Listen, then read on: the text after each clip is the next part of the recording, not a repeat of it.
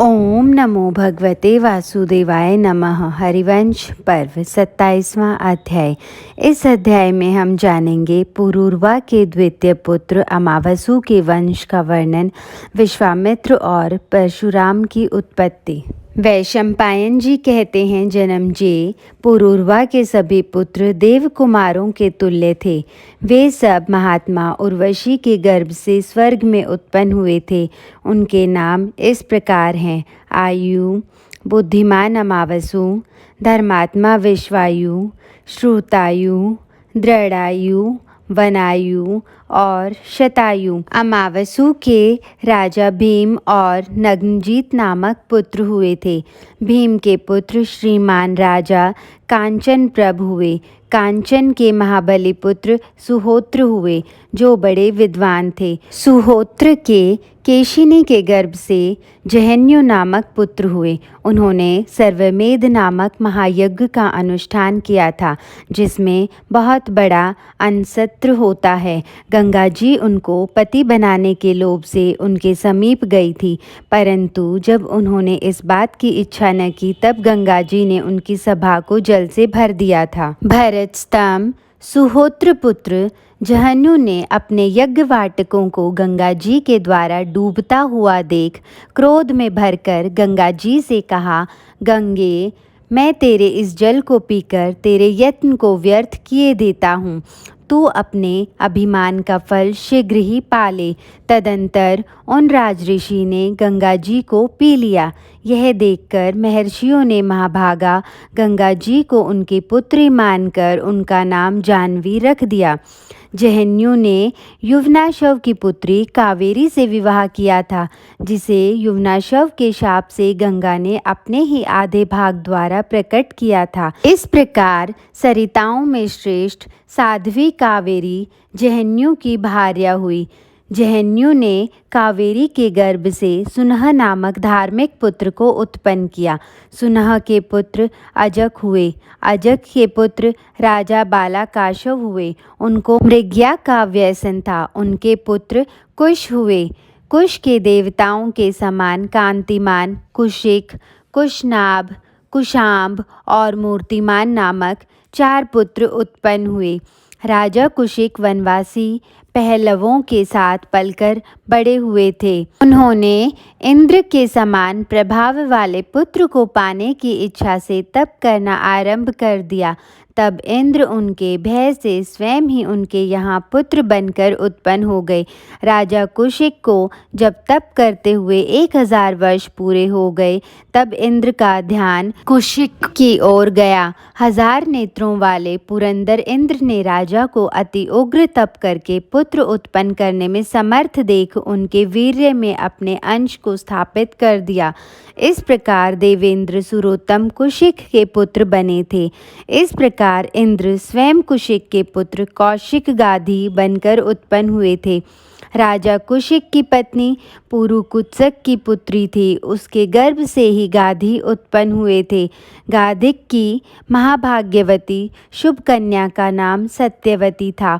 राजा गाधी ने सत्यवती का विवाह भृगुपुत्र ऋचिक के साथ कर दिया था। सत्यवती के स्वामी भृगुवंशी ऋचिक ने अपनी पत्नी के ऊपर प्रसन्न होकर उसके और गाधी के लिए पुत्र देने वाला चरु बनाया। तदंतर सत्यवती के स्वामी भृगुवंशी ऋचिक ने सत्यवती को बुलाकर कहा, तू इस चरु का उपयोग करना और इस दूसरे चरु का उपयोग करने के लिए अपनी माता से कहना। तुम्हारी माता के जो पुत्र होगा, वह क्षत्रियों में श्रेष्ठ, दीप्तिमान, संसार में क्षत्रियों से अजेय और बड़े बड़े क्षत्रियों को दबाने वाला होगा।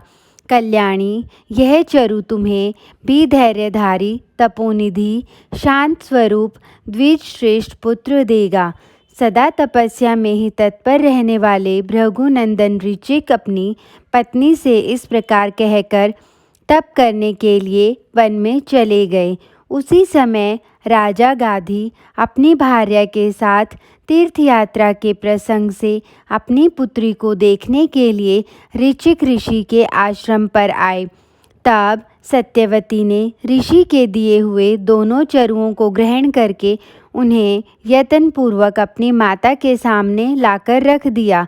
तब देववश माता ने चरु बदलकर पुत्री को अपना चरु दे दिया और उसने अज्ञानवश पुत्री के चरु को स्वयं खा लिया। तदंतर सत्यवती ने क्षत्रियों का संहार करने वाले गर्भ को धारण कर लिया, जो अपने शरीर की कांति के कारण घोर क्रूर दिखने लगा।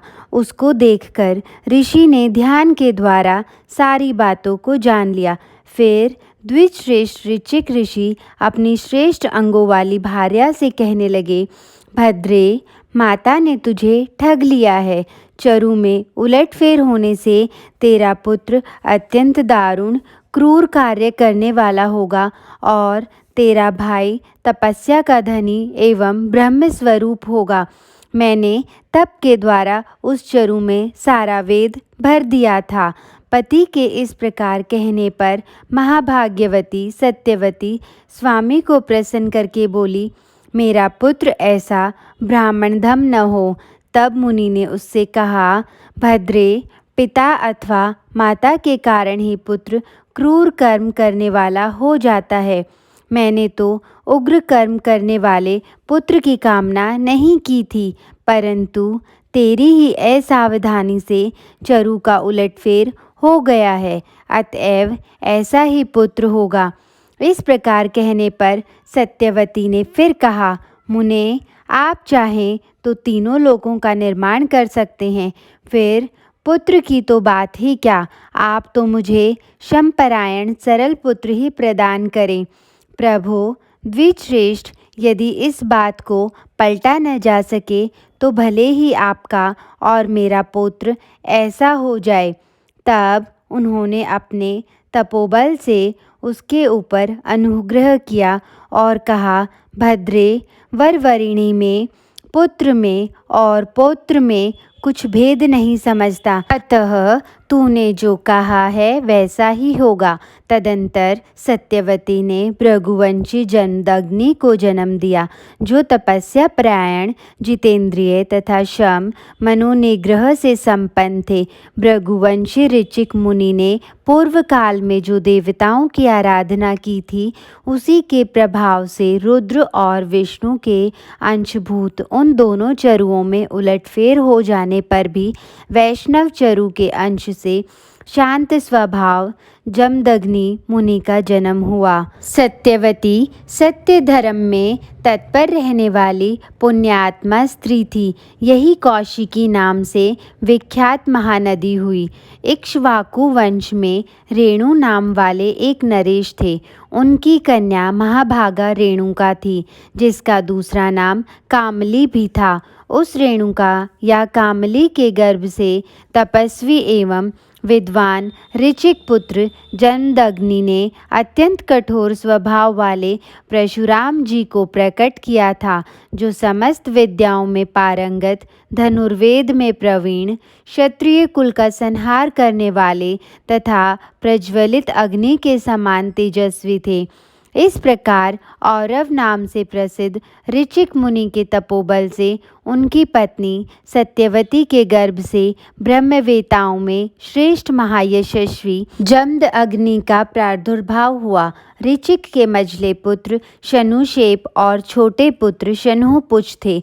इधर कुशिक नंदन महाराज गाधी ने विश्वामित्र को पुत्र रूप में प्रकट किया, जो तपस्वी, विद्वान और शांत थे। वे ब्रह्म ऋषि की समता पाकर सप्तऋषियों में प्रतिष्ठित हुए हैं। धर्मात्मा विश्वामित्र का दूसरा नाम विश्वरथ था। वे कुशिक वंशी राजा गाधी के यहाँ भृगुवंशी ऋचिक मुनि की कृपा से उत्पन्न हुए थे और अपने वंश का विस्तार करने वाले थे। विश्वामित्र के देवरात आदि बहुत से पुत्र कहे गए हैं, जो तीनों लोकों में विख्यात थे। उनके नाम मुझसे सुनो।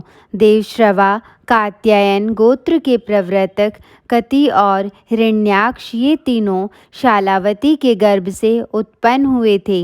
उनकी दूसरी स्त्री का नाम रेणु था, जिससे रेणुमान, सांकृति, गालव, मुद्गल, मधुछंद, जय तथा देवल उत्पन्न हुए थे। अष्टक दृष्टवती या माधवी का पुत्र था।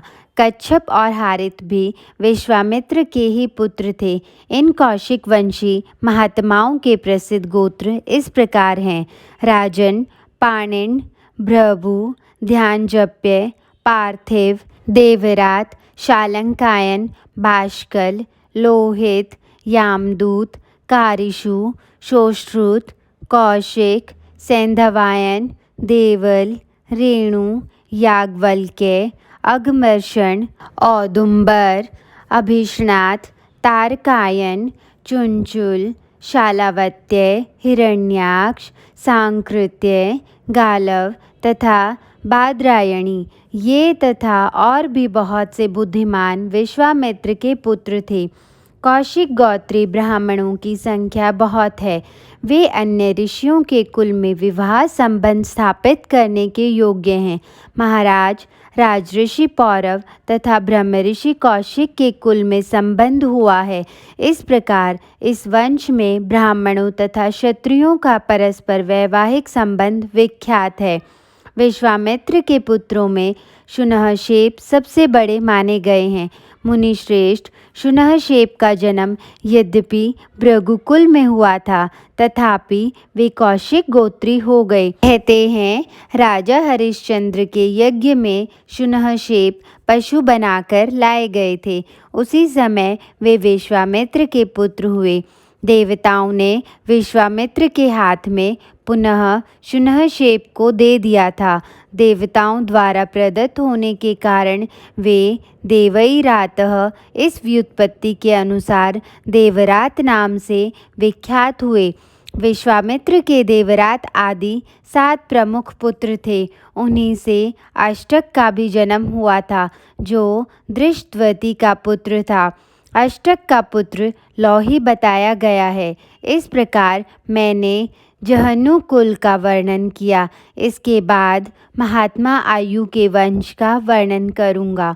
इस प्रकार श्री महाभारत खेल भाग हरिवंश के अंतर्गत हरिवंश पर्व में अमावसु के वंश का वर्णन विषयक 27वां अध्याय पूरा हुआ। जय श्री कृष्ण।